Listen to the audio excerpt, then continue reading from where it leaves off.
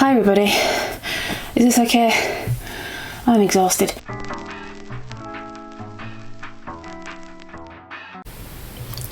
Hi everybody, welcome to another video. Welcome to part 2 of Dadaism. Right, so in the last video on Dadaism we talked about the historical context, did we? So we looked at an introduction to Dadaism, a bit of its historical context. We looked at the Cabaret Voltaire briefly, Hugo Ball and all that. We looked at sound poetry and how that maybe influenced music. Now what we're going to do is have a look at Dadaism in literature. I love writing poetry, I love writing fiction, I love languages as well.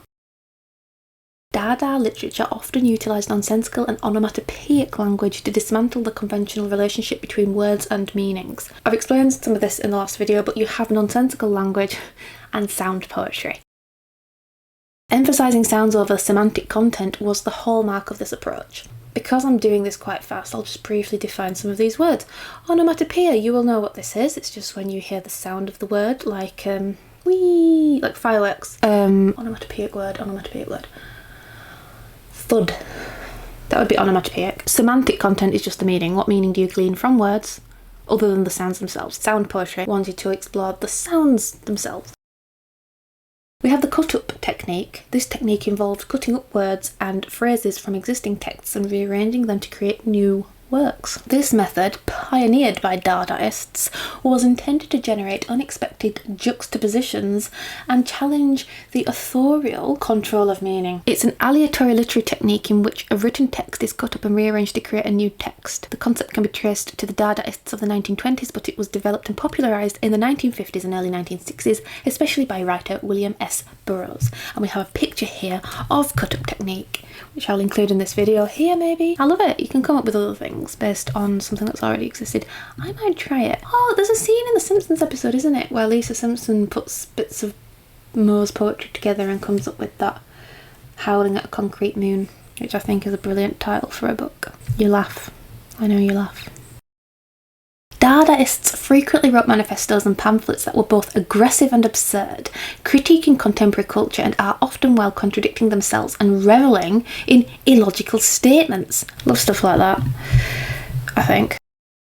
Literature in the Dada movement was not confined to the page. It was often performed in a theatrical style that included elements of chaos, irreverence and performance art, blurring the lines between literary and visual media. Interestingly, just because why not? Let's think about this. In Charles Dickens' era, he performed his works as well. We have visual text as well. Integration of visual elements within text, such as typographic variations, drawings and collage was common.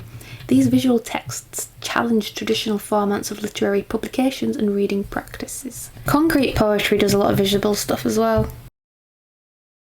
So we have notable figures and works. We have Tristan Tzara. Tzara wrote manifestos and poetry that epitomised the Dada spirit of irrationality and anti-art. His poem, To Make a Dadaist Poem, provides instructions for creating poetry from randomly selected words, emphasising the role of chance in literary creativity. So chance is also a thing. And interesting to note, in the musical world, we have John Cage doing his whole chance and indeterminacy thing. Again, nothing emerges in a vacuum. And as Cage found out, there's nothing in a vacuum either. Because he could hear his... I'm digressing. He realised the only silence you can truly experience is in death, which is really sobering. And to comprehend the nothingness, you'd have to be alive, so maybe silence is unattainable. Who else did we have? We have Hugo Ball, known for his Dada manifesto and his sound poems. Ball's performances at the Cabaret Voltaire often involved bizarre costumes and recitations of nonsensical verse, which were intended to liberate language from conventional meanings and contexts. That's interesting. It's like if you repeat a word so much that you forget the meaning of the word and just hear the sound and it starts to sound like other things. Kurt Schwitters, another notable figure, although more closely associated with Merz, a movement named after a fragment of the word commerce, found in one of his collages, Schwitters' work shared Dada's interest in linguistic experimentation. His poem, An Anna Bloom, is a playful, absurd and phonetically driven text that exemplifies Dada's literary characteristics. Now let's have a look at Dada in theatre. Dadaism's theatrical manifestations began during the early 20th century, primarily flourishing in the cultural hubs of Zurich, Berlin and Paris amidst the chaos of World War I. The movement sought to counteract the cultural and societal norms of the time, reflecting a profound disillusionment with the established order. It had an anti-narrative structure. Dada theatre often abandoned coherent plots and narratives, opting instead for fragmented and non-linear sequences. This approach was meant to disorientate and provoke audiences, challenging their expectations of traditional theatre. Performances frequently incorporated a blend of different media, including visual art, music, poetry, and dance. This multimedia approach aimed to create a sensory overload and disrupt conventional storytelling. I wonder if Brecht could be said to be influenced by Dada. Dada performances often relied on improvisation. This spontaneity highlighted the movement's disdain for rehearsed precision and celebrated the unpredictable. I quite like this. Dada theatre was interactive and often confrontational, engaging the audience directly and blurring the lines between performers and spectators. This could result in discomfort or confusion, pushing viewers to question their passive role in the theatrical experience. The visual aspects of Dada performances were intentionally bizarre, featuring grotesque costumes and unconventional scenery. These elements enhanced the surreal and absurd atmosphere. Notable figures, again, these figures keep repeating. So we have Hugo Ball at the Cabaret Voltaire in Zurich. Ball's performances, such as his recitations of sound poems in elaborate priest-like costumes, became iconic examples of Dada theatre. Tristan Tzara, a leading Dadaist, Tzara's works often included chaotic and nonsensical elements, exemplified by his manifesto readings and collaborative performances that defied logical interpretation.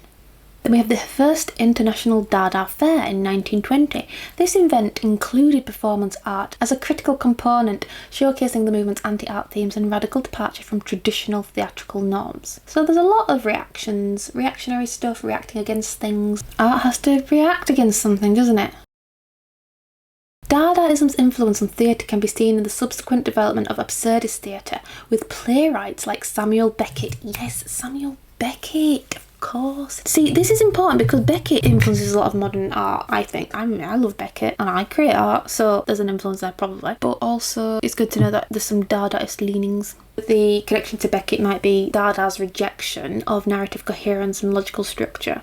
Logical structure, I don't know. Again, it is logical what Beckett does, but it goes against what might be deemed logical in a traditional sense. You know, beginning, middle and end. Contemporary theatre continues to draw on Dadaist principles through immersive and participatory performances that challenge audiences' expectations.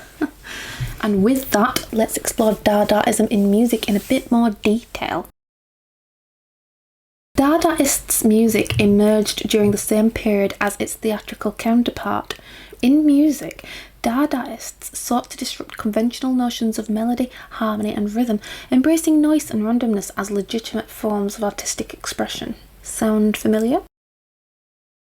Dada composers and performers incorporated everyday objects and non-traditional instruments in their music, creating soundscapes from typewriters, pots, pans and other found materials. So, found materials. Think about what Marcel Duchamp did with his ready-mades. He found an object and put it into artwork. In music, people are finding objects and making music out of them. Similar to its approach in theatre, Dada music often relied on improvisation and an element of chance. This method rejected the precision of composed music in favour of spontaneity and unpredictability. Think of the chance music. We have John Cage, don't we? But also, Mozart also used aleatory. Aleatory dates back to even before then, probably. Mozart and aleatory. Yeah, such dice games are attributed to Wolfgang Amadeus Mozart. Mozart used dice in his music. I digress. So we have collage techniques as well. Sound collage, it's created by piecing together disparate audio elements with a hallmark of Dada music. These collages produced a jarring and fragmentary auditory experience that defied traditional musical structures again. So think of, I don't know, I'd say music concrete could have come out of Dadaism. It's finding sounds and piecing them together. Think of Pierre's Chauffeur and his train music. But then it was fixed, wasn't it? It was concrete music. We have absurdity and satire as well. So lyrics and vocalisations in Dada music often embraced nonsensical and absurd content, mocking the solemnity and conventions of classical music. I don't know. Whatever was weird, that's what they did. Weird and reactionary, I guess you could summarise it. And then you had performance art. Dada music performances were often theatrical and included visual elements, further blurring the lines between music and performance art. Dadaism's influence on music paved the way for later experimental genres, including musique concrète, fluxus, and various forms of electronic and noise music. The movement's embrace of non-traditional sounds and its challenge to conventions of musical composition continue to inspire contemporary musicians and sound artists, you could say. Maybe that's a sweeping statement. To summarise, Dadaism manifested in both theatre and music through its embrace of absurdity and literature. Remember, we talked about literature. Its embrace of improvisation and radical rejection of traditional forms. So we can compare the three art forms that I've looked at. You have your cutting up the literature and rearranging it. We have collage, that led to musique concrète. We have found sounds. We have ready-mades, I talked about in a previous video, Marcel Duchamp, in the art world. We have found literature, bits of literature, and collaging them together to create new forms. The techniques are pretty much the same, but the artwork is different. The tools in which to express yourself in a Dadaist manner are different. So some people can do it through literature, some people can do it through visual art, some people do it through sound, some people do it through poetry and performance. It's all about breaking boundaries and chopping it, collaging it, assembling it together, and embracing chance. And you could say that has a lasting impact on the avant-garde world today. People incorporate that into their music, contemporary classical music. So thank you. That has just been a bit about Dadaism. It's been a very whistle-stop tour of Dadaism, but hopefully it provides a foundation or some groundwork for me to then build upon in later videos. Like I said, I don't really know what order in which to do this. I'm just exploring general contemporary art forms and practices. I don't actually know if that's what I'm doing. What am I doing? The development of movements, artistic movements, and we'll see how it goes. So thanks for watching, and I'll see you in the next video. Bye for now.